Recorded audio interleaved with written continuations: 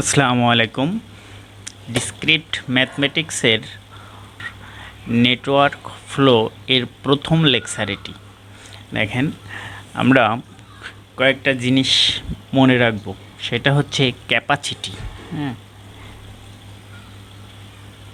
Capacity flow, ঠিক আছে।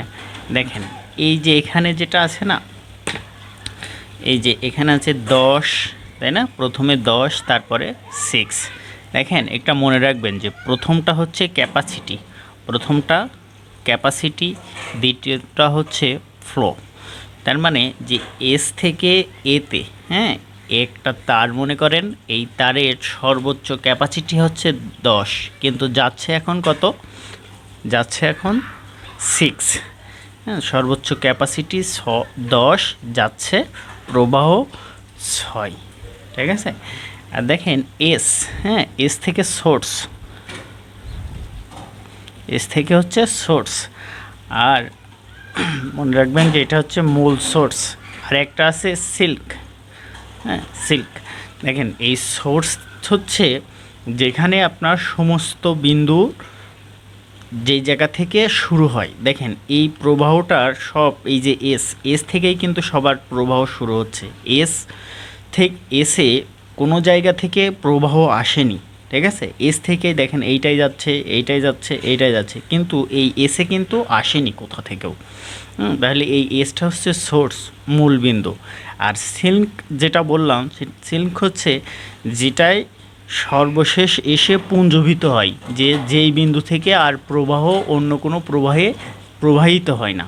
দেখেন, আমরা কি একে সিল্ক বলতে পারি না কেন? দেখেন, এই যে এ আবার এসি পথে গেছে, ঠিক আছে। দেখেন, এই যে এই টিটা হচ্ছে সিল্ক। আশা করি এই পর্যন্ত বিষয়টা বুঝেছেন। দেখেন, এটা একটা প্রবলেম 2। প্রশ্ন হচ্ছে যে কোশ্চেন হচ্ছে এ ও ই ডি, বিন্দুতে প্রবাহর সংরক্ষণ নীতি, বিন্দুতে প্রবাহের সংরক্ষণ নীতি যাচাই। দেখেন, সংরক্ষণ নীতিটা কি সেটা আগে জানতে হবে। দেখেন, সংরক্ষণ নীতিটা হচ্ছে আপনার যে প্রবাহ আসবে সেই প্রবাহই যাবে। মনে করেন যে এই একটা বিন্দু, ঠিক আছে। এই বিন্দুতে যদি 5 অ্যাম্পিয়ার প্রবাহ আসে, আবার যদি 5 অ্যাম্পিয়ার প্রবাহ চলে যায়, তাহলে আমরা বলবো যে এটা সংরক্ষণ নীতি মানে। তাহলে দেখেন, প্রথমে আমরা এ বিন্দুর জন্য টেস্ট করব, ঠিক আছে। এ বিন্দুর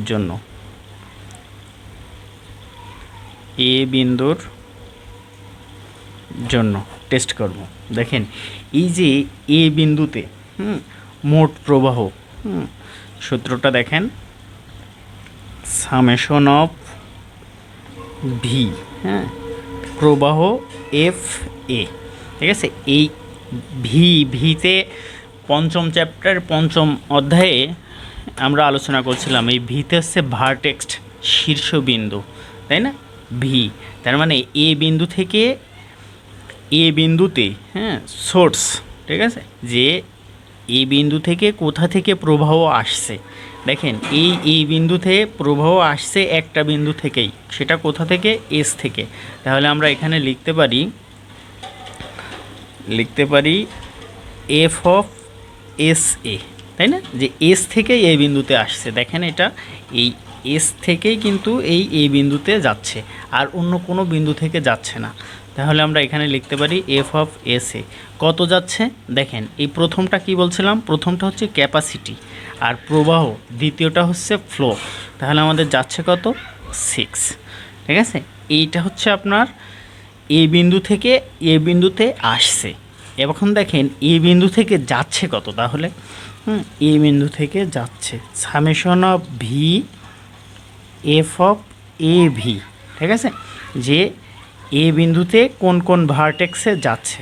তাহলে আমরা চিত্রটা যদি লক্ষ্য করি, দেখেন, এই এ বিন্দু থেকে যাচ্ছে, এটা এ বিন্দু থেকে যাচ্ছে, দেখেন এই যে এসি পথে, তাই না। এ বিন্দু থেকে যাচ্ছে এসি পথে, আর আসছে আপনার এই পথে, তাহলে আমরা এই সূত্রে লিখতে পারি না, সমান সমান এফ অফ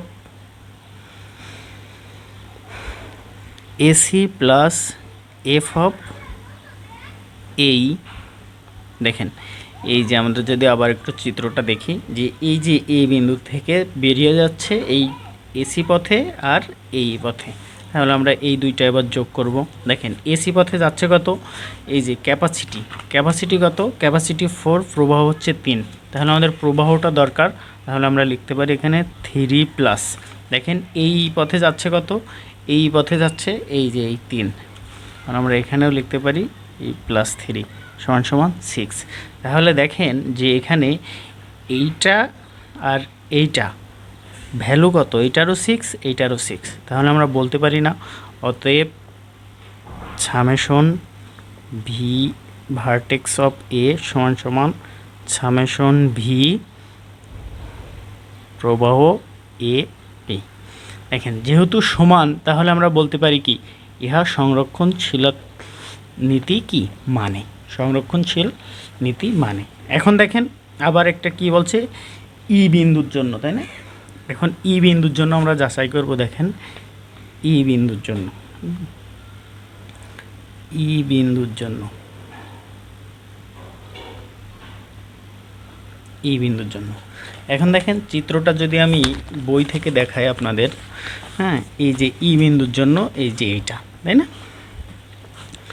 তাহলে দেখেন ই বিন্দু থেকে, ই বিন্দুতে আসছে কোথা থেকে দেখেন ই বিন্দু থেকে আসছে এস এ থেকে আসছে, আবার এস দেখেন এই এ বিন্দু থেকে যাচ্ছে, ই বিন্দু থেকে যাচ্ছে, এই যে এই তীর দেখছেন এখান থেকে আসছে, আবার বি বিন্দু থেকে আসছে। তাহলে ই বিন্দু থেকে আসছে কয়টা থেকে, 3টা থেকে, তাই না? ই বিন্দুতে আসছে 3টা থেকে। তাহলে ই বিন্দুর জন্য আমরা লিখতে পারি summation vertex F of V E, তাই না? আসছে কয়টা বিন্দু থেকে আসছে, 3টা। সেটা কি কি দেখেন, সেটা হচ্ছে আপনার এই যে এ, তাই না? F of A plus F of AC plus F of B. দেখেন ভ্যালুগুলো আমি যদি এখন যোগ করি, এই যে এ থেকে কত আসছে, 3, তাই না? আমি এখানে লিখতে পারি 3 এফ অফ এই 3 প্লাস, দেখেন এস থেকে ইতে যাচ্ছে কত, 3, আমি এখানে লিখতে পারি +3, এই যে তারপরে এফ অফ বি, এখানে দেখেন বি, বি যাচ্ছে কত, 2 +2, তাহলে আমরা এখানে কত লিখতে পারি, 3 3 6 8, তাই না? তাহলে দেখেন এইটা এফ অফ ভি। এখন যদি আমরা ভার্টেক্স এফ অফ ইভি, ই থেকে যেসব বিন্দুগুলোই যাচ্ছে, দেখেন এই যে এই ই, তাই না? ই থেকে যাচ্ছে কোথায় বলেন তো, এ দেখেন ই থেকে সি বিন্দুতে যাচ্ছে, ই থেকে টিতে যাচ্ছে, ই থেকে ডিতে যাচ্ছে। তাহলে আমি লিখতে পারি না F of E C plus F of E T plus F of E D. তাহলে দেখেন 3টা যদি আমি যোগ করি, তাহলে দেখেন ইসি কত যাচ্ছে, এ দেখেন এই ইসি পথে যাচ্ছে কত, ইসি পথে যাচ্ছে এই 3, তাই না? আমি এখানে 3 বসাইলাম, প্লাস ইটি পথে যাচ্ছে কত, 2 প্লাস 2, ইডি পথে যাচ্ছে কত, ইডি পথে যাচ্ছে এই 3, না 3 সমান 8।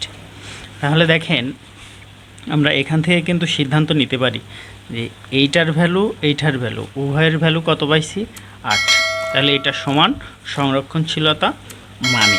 তারপরে দেখেন এই ডি বিন্দুর জন্য, হ্যাঁ, ডি বিন্দুর জন্য আপনারা এটা বাসায় করবেন, ঠিক আছে? এই সেম প্রসেসে এটা এইচডব্লিউ।